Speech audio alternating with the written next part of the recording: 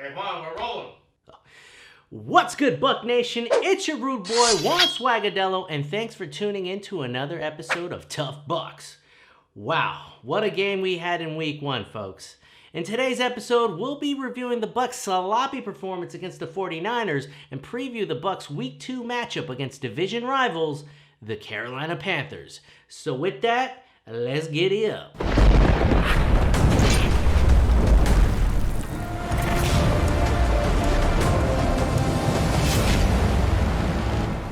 Week 1 is in the books, and we've learned a couple of things from the Buccaneers' 31-17 loss to the San Francisco 49ers. The defense has improved, the offensive line isn't as bad as we thought, and Jameis Winston, well, he's just Jameis Winston. Bro, you had one job. With great expectations coming into the 2019 season, the Tampa Bay Buccaneers started right where they left off, and that's with a big fat L on their forehead. The good news is, it's only Week 1, folks, so relax. We're still tied for second in the division, people. I get it, we're all tired of seeing the bullshit play by Jameis Winston, but burning his jersey, that's absurd. No, that's a waste of money. Get a life, people. However, to everyone's defense, the 2 pick sixes he gave up were literally the difference in this game. I'm not gonna give up on my guy, but your boy's patience is wearing thin. He wasn't the only jabroni who had a bad day. The entire receiving corps for the Bucs were relatively irrelevant. Tight end O.J. Howard was god-awful in this one, losing a fumble in the red zone and couldn't hang on to a perfectly thrown ball that was deflected off his hand and causing Winston's first interception. You gotta catch those, bro! Come on! Penalties on both sides of the ball killed the Bucs on several occasions. Winston had a costly intentional grounding called on him in the red zone. Demir Dotson had 2 back-to-back holding penalties that nullified 2 touchdown grabs by Cameron Brate. And finally, there would have been a turnover on downs, but Carlton Davis had a holding penalty that would have given them great field position. There were a couple of positives that came out of this game, and that was the emergence of running back Ronald Jones, who rushed for more yards in this game than he did all of last season. Also, don't let the score fool you, but the defense held their end of the bargain and performed very well. Vernon Hargreaves recorded his 2nd interception of his career and first pick 6. Carlton Davis recovered a fumble, and Shaquille Barrett, the newcomer, had the Buccaneers' lone sack. I like what I'm seeing out of the aggressive defense Todd Bowles is calling. With a quick turnaround, the Buccos, especially Jameis Winston, will need to get over this game immediately as they travel to Carolina to play the Panthers on Thursday Night Football. Let's talk about the Panthers' defense. For the 2nd week in a row, the Bucs will play against a former prolific player from last year's squad, and this time it's defensive tackle Gerald McCoy. McCoy was cut from the Bucs during the offseason, a move that I personally didn't agree with, but it is what it is. This will surely be a revenge game for him. A weakness of the Panthers last year was their ability to stop the run.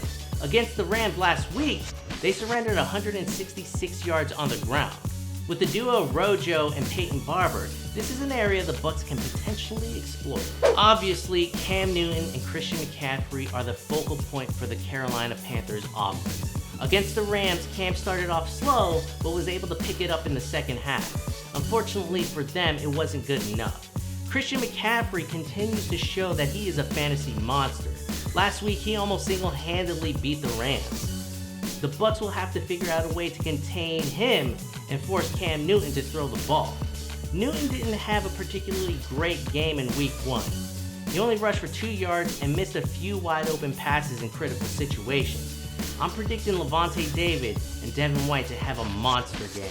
Now that we're all caught up with the Panthers, let's take a look at a key matchup in this game. The tag team titles are on the line in this one, folks, and this is going to be a big game for the linebacking corps for the Bucs. It's important for Levante and Devin to contain the 2-headed monster in Cam and Christian. If they can do that, it increases the Bucs' chances for their first win of the season, and all will be okay for Tampa Bay. Good news here, folks. Outside of Justin Evans, who was just placed on IR for his Achilles injury, and Blaine Gabbert for his left shoulder, everyone on the roster were full participants in practice.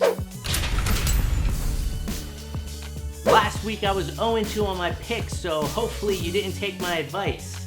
It's also a good thing that I'm not really putting up any money on this because, yeah, I'd be broke. The Bucs are on the road and are 6.5-point underdogs. I would argue that this is a must-win game for the Buccaneers, especially with the brutal schedule that starts on week 4.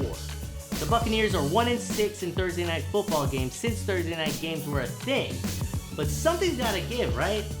I'm expecting Winston to have a bounce-back game. I mean, it can't get any worse than how he started, can it? The Bucs will keep this close, so I'm gonna take the Buccaneers to at least make the spread at 6.5 points. Last week's game was just shy of 50 points, and that's because of Winston's decision making. Up until the 2 pick sixes that he gave up, the defense only gave up 17 points, and that would have kept the game tied. Come see, come saw. This is gonna be a defensive battle, folks. In the last 6 matchups, the final score eclipsed 50 points only once. I'm taking the under on this one. And that's our Week 2 preview of the Tampa Bay Buccaneers versus the Carolina Panthers. Let me know who you think will win this game by leaving a comment below. If you liked the video, then hit the like, and don't forget to hit the subscribe button. If you're a real tough buck though, then click that bell icon so that you get real-time notifications on when new videos drop. So until next time, Buck Nation, keep firing them cannons.